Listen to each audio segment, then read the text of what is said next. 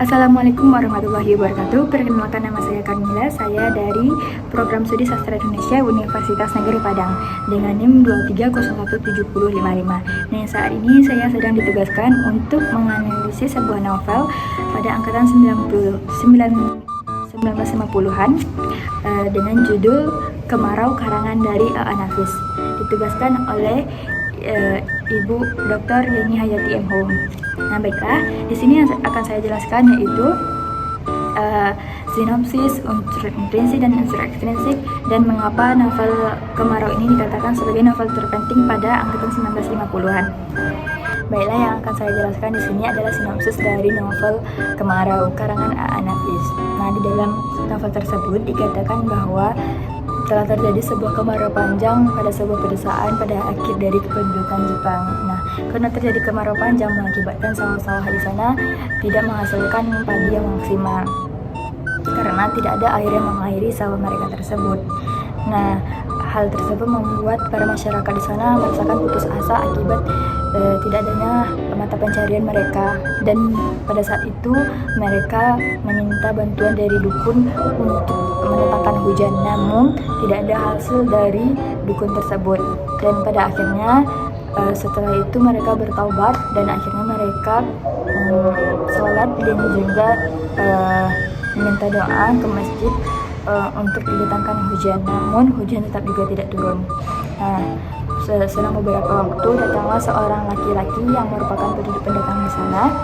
Ia berencana untuk mengairi sawahnya di sana melalui mengambil air dari danau yang bernama Sutan Duano. Nah, hal yang dilakukan oleh Sutan Duano tersebut tidak direspon baik oleh masyarakat di sana. Padahal pada awalnya Sutan Duano ini disegani karena ia telah berjasa banyak bagi masyarakat di sana. Ia meminjamkan uang dan juga membantu perekonomian dari masyarakat di sana. Namun dari hal yang dilakukan tersebut, ia akan mengairi sawah dari danau. Nah, di situ masyarakat merasa bahwa Sutan Duano ini sudah gila karena hal yang akan dia lakukan itu tidak mungkin akan bisa terlaksana. Nah, si Sutan Duano tidak menyerah dari hal tersebut. Ia terus mempengaruhi masyarakat dan ia sudah menemui Wadah Ninggar dan juga orang-orang penting di sana, namun tidak ada hasil dari hal tersebut. Nah, pada akhirnya Sutan Duano ini memutuskan untuk mengairi sawahnya sendiri, mengambil air dari danau secara sendiri. Nah, pada suatu ketika ia sedang duduk untuk setelah balik dari mengambil air, datanglah seorang anak kecil yang bernama Acin. Nah, ia bertanya kepada Sutan Duano mengapa ia mengambil air dari danau, dan Sutan Duano menjawab bahwa ia mengairi sawahnya dengan mengambil air dari danau. Terus ia mengatakan kenapa hal ini dilakukan oleh Sutan Duano, karena Sutan Duano menjawab karena pada saat ini telah terjadi krisis kemarau panjang di desa kita yang menyebabkan sawah-sawah kita di sini tidak bisa menghasilkan padi yang baik. Nah, setelah berbincang beberapa lama, akhirnya Sutan Duano dan si Acin ini membuat sebuah kesepakatan, yang mana kesepakatan itu berisi kalau si Acin dan Sutan Duano ini akan mengairi sawah si Acin atau ibunya si Acin di pagi hari menjelang si Acin sekolah. Nah, pada sore harinya baru ia akan mengairi sawah dari si Sutan Duano. Itu terus berlanjut. Nah, karena hal itu menjadi pusat perhatian oleh masyarakat di sana dan mengira bahwa si Sutan Duano ini sedang mengikat hati dari ibu si Acin yang bernama si Gundam. Nah, karena berita tersebut tersebar di masyarakat, akhirnya si Gundam ini merasa tidak nyaman dengan hal tersebut dan meminta si Acin ini untuk tidak lagi menemui si Sutan Duano. Nah, pada suatu ketika Sutan Duano ini mendapat sebuah surat dari anaknya di Surabaya, yang mana ia mengatakan bahwa anak ini meminta untuk si Sutan Duano ini ke Surabaya karena ia memiliki istri dan juga cucu di sana gitu. Dan akhirnya sebenarnya si Sultan Duana ini ingin pergi ke sana, dan ia pergi ke sana secara diam-diam tanpa diketahui oleh masyarakat di sana. Namun berita ini sudah cepat tersebar oleh si yang bernama si Kutar. Nah, berita tersebut menyebar di seluruh kampung, dan masyarakat di sana merasa hal tersebut sangat disayangkan karena Sultan Duana ini adalah orang yang berjasa di kampung tersebut, dan masyarakat meminta agar Sultan Duana ini tidak pergi ke Surabaya. Nah, pada suatu malam datanglah si Gundam dengan anaknya ke rumah si Sultan Duano. Hal tersebut tidak diduga-duga oleh Sultan Duano karena si Gundam ini datang ke rumahnya si Sultan Duano.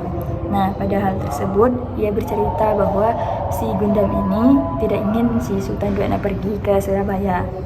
Namun karena kesepakatannya si Sultan Duano sudah bulat, dia tetap ingin pergi ke Surabaya. Nah, mendengar hal tersebut, si Gundam marah dan akhirnya ia meninggalkan Sultan Duano di situ dan membawa anaknya pulang. Nah, beberapa lama ketika si Sultan Duano ingin pergi ke Surabaya, terjadilah sebuah insiden di mana si Acin terkena penyakit tetanus dan ia muntah-muntah di sana. Dan pada ketika itu si Amah, anak kedua dari si anak yang satunya lagi dari si Gundam, meminta si Sultan Duano ini menemui si Acin karena ia sedang muntah-muntah dan juga kejang-kejang. Akhirnya ia menemuinya dan ia harus dilarikan ke puskesmas. Setelah ia dilarikan ke puskesmas, pihak puskesmas mengatakan bahwa ia harus dilarikan ke Bukit Tinggi karena ia menderita penyakit tetanus. Namun si Gundam ini tidak mempunyai biaya dan juga mamanya Mangkuto tidak juga mempunyai biaya. Nah, mereka banyak berpikir tentang ingin dibawa kemana si Acin ini. Nah, si Sultan Duano ini akan membawa si Acin ini pergi ke Bukit Tinggi karena nyawanya lebih penting. Namun si Gundam ini tidak mau karena kalau seandainya si Acin ini meninggal, bahwa dia bilang biarkan dia meninggal di rumahku, dia bilang seperti itu. Namun si Sultan Duano ini tetap bersikeras untuk membawa si Acin ke Bukit Tinggi. Nah, akhirnya dia si Acin ini dibawa ke Bukit Tinggi dengan menggunakan truk. Nah, selama beberapa waktu setelah 2 minggu ia di Bukit Tinggi, akhirnya dia pulang. Nah, pada saat mereka pulang, si Acin sudah sehat. Pada saat itu si Acin dan Gundam mengadakan sebuah hajatan di mana ia memenuhi nazarnya kalau si Acin ini sehat, dia akan mengundang orang-orang untuk makan di rumahnya. Nah, setelah itu si Gundam ini meminta untuk si Sultan Duano ini datang ke rumahnya. Lalu dengan bergegas si Acin ini datang ke rumah si Sultan Duano. Namun si Sultan Duano menolak untuk datang ke rumahnya si Acin dan si Gundam. Setelah itu, nenek mama dari si Gundam ini bilang bahwa si Gundam inilah yang menjemput si Sultan Duano ke rumahnya, dan kemudian si Gundam ini pergi ke rumahnya Sultan Duano, pergi ke ladangnya karena pada saat itu ia sedang di ladang.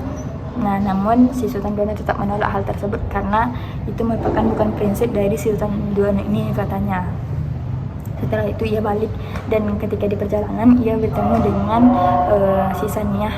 Si Saniyah ini adalah orang yang suka kepada si Sultan Duano. Ia sempat menaruh sebuah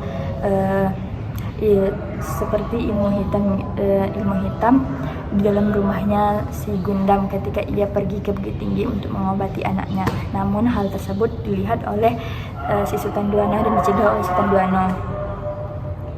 Nah, si Saniyah ini mengatakan bahwa si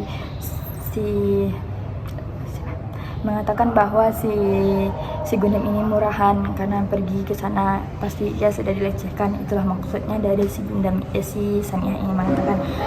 Mendengar hal tersebut, akhirnya si Gundam marah dan menjambak rambut si Saniyah. Dan setelah itu si Saniyah pun menjambak kembali rambutnya si Gundam dan terjadilah pertengkaran di sana. Nah, karena posisinya di sana rumah si Gundam sedang ramai, jadi orang sana langsung melihatnya. Lalu si Saniyah menuduh si Gundam karena ia telah berbuat yang tidak dengan si si Sultan Duano tadi. Dan ia juga menceritakan bahwa ia telah dilecehkan oleh Sultan Duano karena ketika si Gundam ini pergi dari Bukit Tinggi, dan ia menuduh si Sultan Duano ini melakukan yang tidak kepada si Saniyah. Nah, dari hal tersebut si Gundam merasa kecewa dengan Sultan Duano karena ia begitu saja percaya atas omongan dari si Saniyah. Pada 3 hari setelahnya, si Saniyah ini dipanggil, keluarga Saniyah ini dipanggil, Sultan Duano ini dipanggil, dan keluarga si Gundam ini dipanggil ke kantor Wali Nagari. Dan mereka di sana diputuskan sebuah rapat bahwa si Sultan Duano ini diusir dari kampungnya. Namun setelah itu Sultan Duano ini menjelaskan bahwa yang terjadi bukan seperti itu adanya. Ia melihat bahwa si Saniyah ini meletakkan sebuah seperti alat ilmu hitam di rumahnya si Gundam, supaya si Gundam ini tidak bisa suka kepada si Sultan Duano, karena ia tidak suka melihat si Gundam dengan Sultan Duano ini menikah. Nah, setelah itu, tapi ia tidak mungkin merubah keputusan, Wali Nagari tidak mungkin mengubah keputusan. Setelah itu Sultan Duano mengatakan bahwa ia akan memberikan semua kekayaannya, semua yang ia punya di daerah tersebut untuk rakyat di sana. Nah, ia akan kembali ke Surabaya bertemu dengan anaknya. Nah, setelah pulang dari sana, bibinya dari si Gundam ini menceritakan hal tersebut, dan si Gundam pun merasa sedih dengan hal tersebut. Nah, keesokannya si Sultan Duano pergi ke Surabaya. Ketika ia pergi ke Surabaya, ditemuinya sebuah rumah dan ia menekan bel di sana, dan ditemuinya seorang perempuan di sana. Nah, perempuan tersebut ternyata mertua dari anaknya, yaitu Masri. Nah, ketika masuk, si mertuanya ini menjelaskan kepada Sultan Duano kalau si anaknya bernama Asmi ini merupakan anak kandungnya, dan ternyata dalam arti kata bahwa mereka menikah dalam saudara kandung. Nah, di sana si Sultan Duano minta si Iyah ini agar memberitahukan hal yang sebenarnya yang terjadi antara mereka berdua, supaya tidak terjadi kesalahpahaman yang terlalu lama antara mereka berdua. Namun si Iyah ini tidak mau mendengarkan, karena mereka tidak mau merusak hubungan anaknya. Setelah itu, karena ia marah, akhirnya si Iyah ini memukul kepala Sultan Duano dengan menggunakan kayu sampai Sultan Duano ini jatuh ke lantai dan berdarah-darah. Setelah itu datanglah si Masri, anaknya dari Sultan Duano, dan melihat kenapa mertuanya itu memukul kepalanya, dan ia mengatakan bahwa dia adalah ayahmu dan juga ayahnya Asmi. Dalam arti kata mereka terkejut bahwa yang dikatakan oleh ibu mertuanya itu adalah mereka menikah bersaudara. Nah, pada suatu ketika setelah itu si Iyah meninggal di rumah sakit, dan si Sultan Duano kembali ke kampungnya yang dulu dan menikah dengan si Gundam dan hidup bersama si Acin dan juga Amah, anaknya. Baiklah, yang pertama yaitu unsur intrinsik. Unsur intrinsik terdapat 2, yaitu utama dan juga penunjang. Nah, utama bagiannya yaitu yang pertama tema. Nah, temanya yaitu usaha seseorang untuk mengubah pola pikir agar lebih berkembang maju dan berkeinginan untuk meningkatkan taraf hidup menjadi lebih baik pada sebuah perdesaan. Nah, selanjutnya itu tokoh utama dan juga tokoh tambahan. Tokoh utamanya itu Sultan Duano. Dia berperan sebagai tokoh protagonis. Nah, Sultan Duano adalah seorang yang suka menolong, sabar, pintar, dan juga tidak mudah menyerah. Seperti yang buktinya di dalam kutipan itu, carilah dia, bilang padanya, aku setuju membeli padinya itu. Aku menantikannya di sini, kata Sultan Duano seraya turun ke halaman. Di dalam buku saya terdapat di halaman 11. Nah, kutipan selanjutnya yaitu mengatakan, Sultan Duano membalasnya dengan pendek dan katanya, berterima kasihlah kepada Tuhan karena dialah yang telah menerangkan hatiku berbuat demikian. Nah, di dalam buku saya terdapat di dalam halaman 12. Di situ ia menunjukkan bahwa betapa murah hatinya dia dan betapa rendah hatinya dia. Kutipan selanjutnya yaitu, untuk kedua kalinya usaha Sultan Duano kandas, tapi ia belum mau mengalah begitu saja.